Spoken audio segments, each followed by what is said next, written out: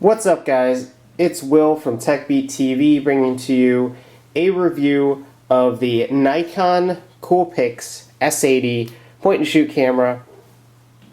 I have used this for a little while now, and I gotta say, guys, it's got its pluses, but it's also definitely got its minuses. But let's dive right in real quick, and I'll show you some of the kind of features of the phone itself. It does not have one of those retractable lenses. It is a point and shoot that basically functions a lot like a cyber shot, right? So you just slide it across.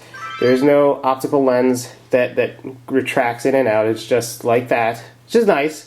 Nothing to accidentally catch in your pocket if you press the on button that could potentially damage the mechanism that retracts and extends that lens. It's pretty nice, pretty easy to use. The finish is kind of like a matte finish on the front, and it's got an OLED display on the back. Some downsides already that you guys have probably already noticed. If you'll notice, there's this smudging and black kind of, I guess you would call it like a black stain on the front, and that is actually from the case that came with it. If you guys noticed, my unboxing video actually picked this up from Costco.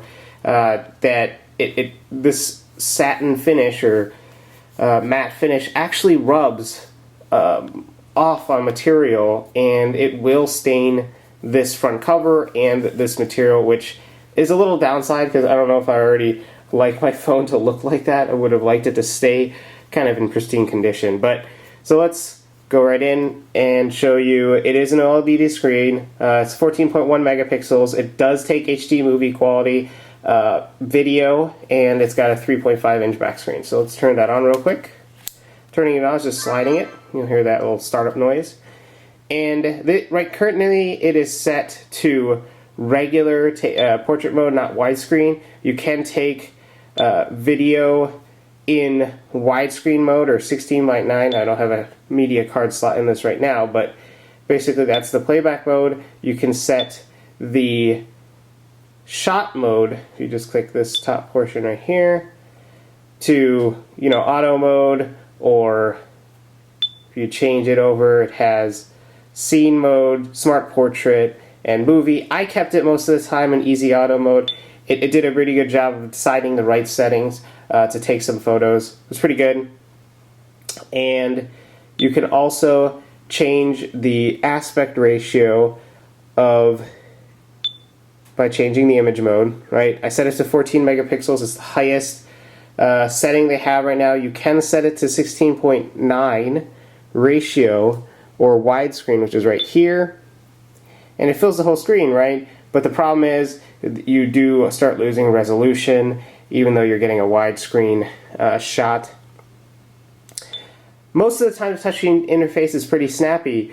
Zooming in, zooming out, pretty snappy. Sometimes you will, based on taking photos, you will accidentally touch the screen and it will cause it to select a particular menu. That is a little bit annoying, but again, it's alright since there's no buttons at all and the touchscreen interface is relatively snappy. And let's see, image quality wise. So image quality wise, if you set it to normal mode, so when I say normal mode is easy auto mode, and you set it to the highest setting, video quality, which is the 14 megapixel setting,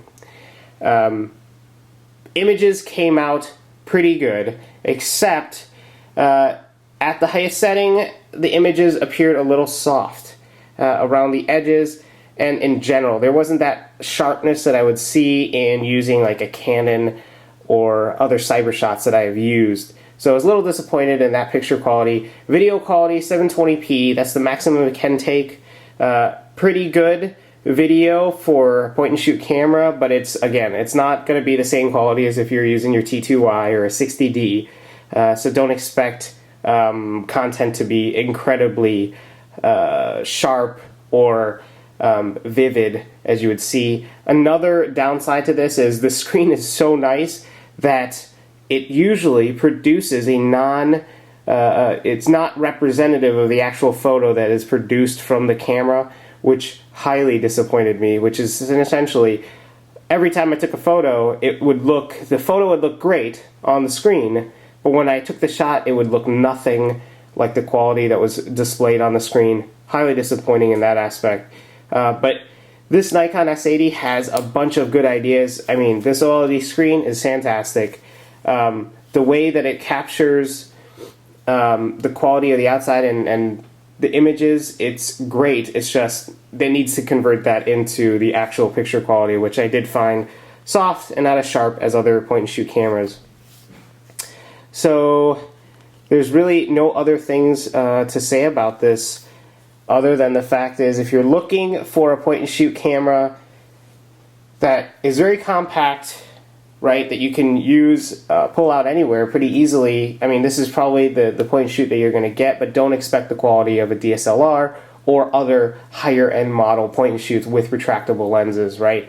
Low light performance was pretty good on this. I took some video also at night with this, and it worked out pretty good, pretty decent, right? Again, not as good as a DSLR or an actual full-blown camcorder, but if you're in a tight spot, this is a good companion to have for your DSLR.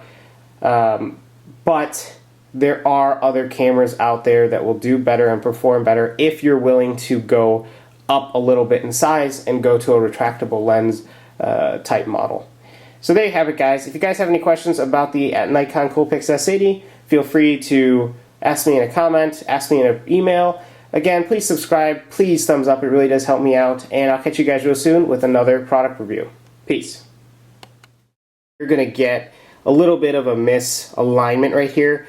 It didn't annoy me as bad as it would, but I still it annoyed me to the point where I still noticed it, and I felt that you guys